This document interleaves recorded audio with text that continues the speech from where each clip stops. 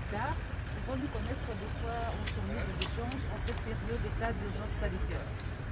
Oui, d'abord, je veux qu'on vérifie si tout le monde est à plus d'un mètre et demi.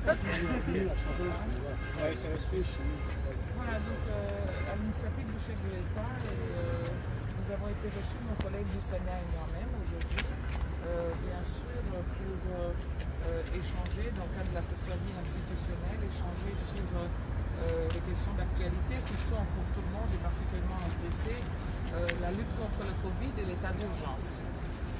Ah, il est prévu la convocation d'un congrès dans le prochain jour? Ça reste maintenu, l'idée?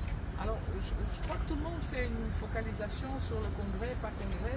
Je crois que dans le cadre de l'échange que nous avons eu avec son Excellence Monsieur le Président de la République, où j'étais évidemment accompagné du Président du Sénat, nous l'avons tenu informé de l'évolution des activités parlementaires, des mesures que nous avions prises dans le cadre de la lutte contre le Covid. Vous savez que beaucoup d'activités de rassemblement sont réduites, et donc nous aussi, au niveau de l'Assemblée nationale et du Sénat, nous avions décidé de lever donc des mesures en matière de suspension des plénières pendant un certain délai qui courait jusqu'au 5 avril. Donc nous lui en avons fait part. Il nous a interrogé sur à quoi ressemblerait la suite de nos activités parlementaires après ce délai du 5 avril. Et donc nous avons eu des discussions longues, approfondies sur ces questions, mais aussi sur comment, d'un point de vue sanitaire, on peut marier et concilier l'obligation d'une activité parlementaire et d'un fonctionnement normal des institutions et le respect et l'exemplarité que nos institutions doivent inspirer par rapport à cette lutte contre le Covid. Il a aussi été noté évidemment que la priorité aujourd'hui dans le monde entier, et le Congo ne fait pas exception malheureusement par rapport à la pandémie du Covid, il a aussi été noté que dans cette période particulière pour notre pays, comme ça se fait partout ailleurs, la priorité, ça doit être comment nous apportons des réponses au sein de chaque institution pour protéger nos populations, nos concitoyens face à cette pandémie, face à cette voilà, à ce problème de virus. Et donc, si notre priorité, ça doit être de protéger nos concitoyens autour de l'initiative du chef de l'État de lutte contre cette pandémie, nous pensons que ça ne doit pas donner lieu à polémique ou à des querelles intestines. Merci, madame. Oui, une question. Il y a une question. Oui, le RFI. Vous allez accompagner le chef de l'État dans la riposte contre le Covid-19, mais jusque-là, l'état d'urgence, les modalités des pratiques ne sont pas encore bien définies. Comment vous, Parlement, comptez-vous accompagner le président dans ce sens? Y aura-t-il aussi un congrès?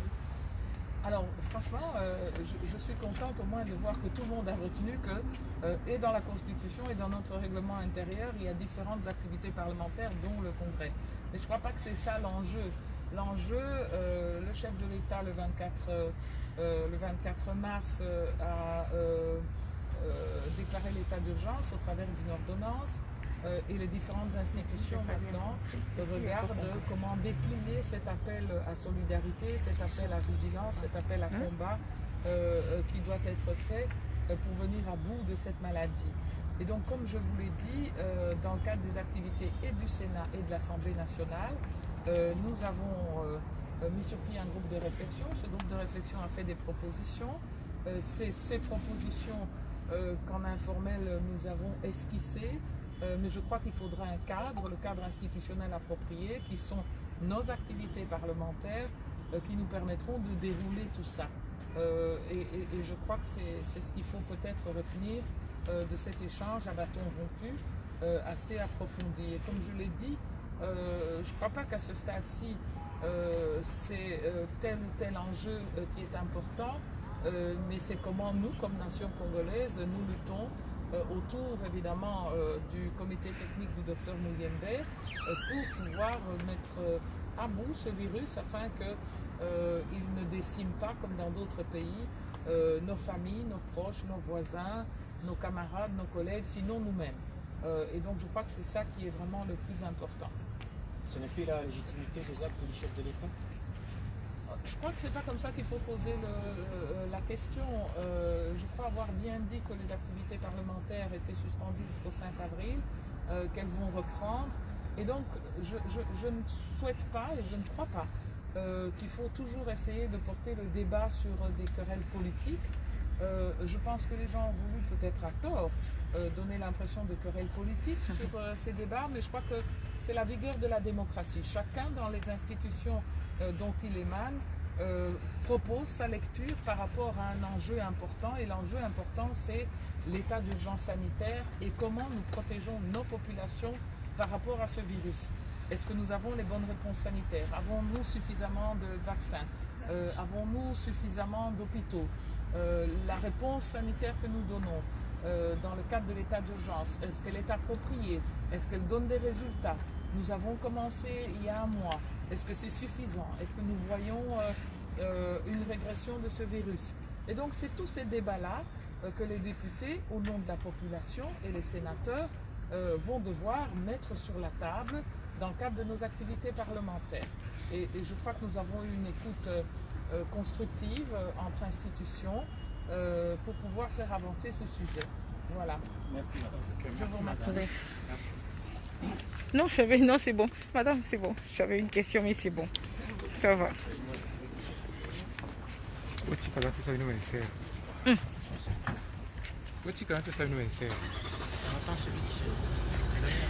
Le président du Sénat aussi va parler. Bernard, c'est mon tour, mais pose tes questions.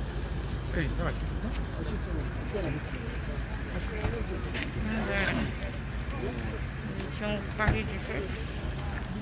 Là, vous venez de suivre la présidente de l'Assemblée nationale, Chanine Mabunda, juste après la réunion avec le président de la République. Elle est venue faire la restitution de cette réunion à la presse. Quelques journalistes, en tout cas, qui sont ici. Voilà.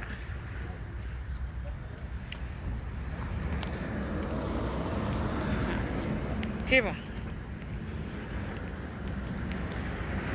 Parfait.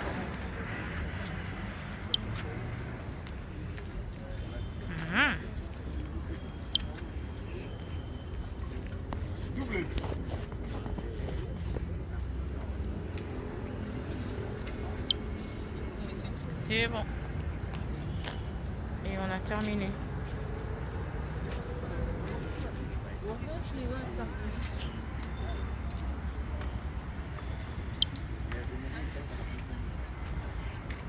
Voilà.